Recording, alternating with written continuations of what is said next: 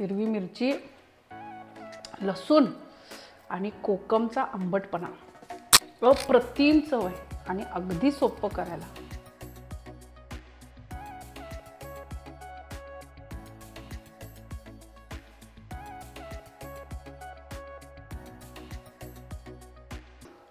नमस्कार, मी प्राजक्ता आणि थंडीचे दिवस सुरू झालेत म्हणून खास तुमच्यासाठी घेऊन आली आहे कुळिथाचं पिठलं. कोकणात करतात ना, अगदी तसं खूप टेस्टी लागतं आणि थंडीत तर आवर्जून खाल्लं पाहिजे हे कुळिथाचं पिठलं. कसं करायचं चला बघूयात. हे कुळिथाचं पिठलं किंवा कोणताही कुळिथाचा पदार्थ जेव्हा आपण करतो त्यावेळेला एक लक्षात ठेवायचं, लसणाचा वापर जरा जास्त करायचा. खूप छान लागतं. लसूण आणि कुळीथ हे छान कॉम्प्लिमेंट करतं एकमेकांना. आता इथं बघा, हे मी जवारी लसूण घेतलं आहे आणि 1-2 गड्डे आणि हिरव्या मिरच्या तुम्हाला आवडतात तशा इथं मी 2च घेतलेत. आणि आता हे छान आपण चेचून घेऊया.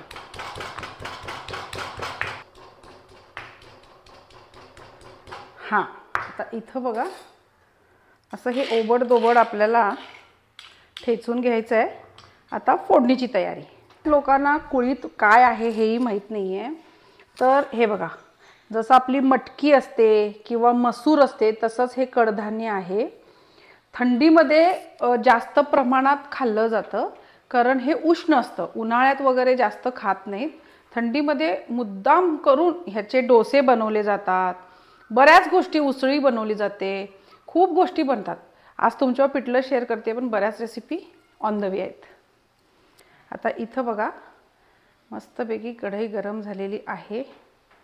तेल फार लागत नाही ह्याला. तेल गरम झाल्यावर थोडी मोहरी, जिरं तुम्हाला आवडत असेल तर, नाहीतर नाही, कंपल्सरी नाही आहे. नंतर ह्याच्यामध्ये हा तयार केलेला ठेचा,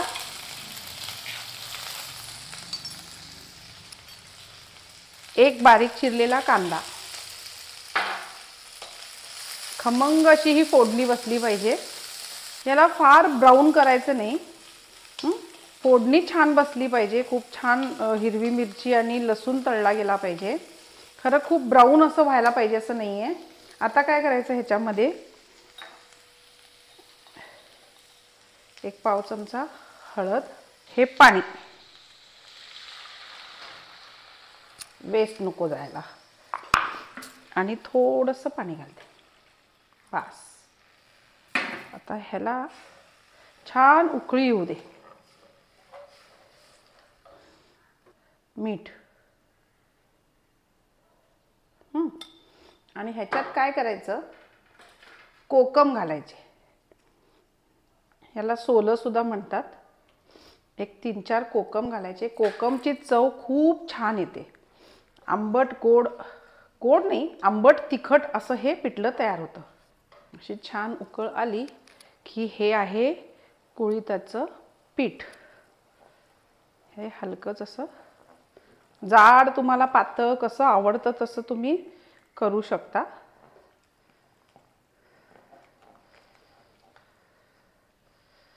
हे बेसनसारख्या ह्याच्या गाठी तयार होत नाहीत त्यामुळे टेन्शन नाही आहे.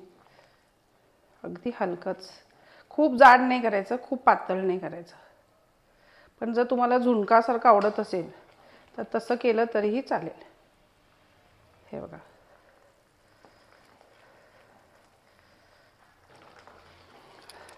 गॅस बारीक करूया आणि हे छान शिजू दे, मग सर्व करू. तर हे छान असं शिजलं की ह्याला भरपूर कोथिंबीर मस्तपैकी आणि सर्व करू. गॅस बंद करते.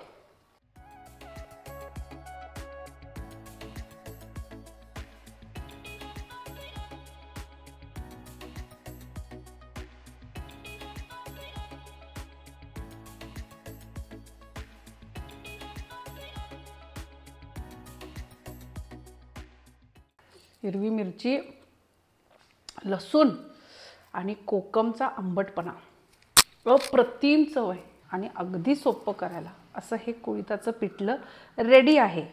कोकणात आमच्या करतातच, पण ह्या वर्षी तुम्हीसुद्धा नक्की करून बघा.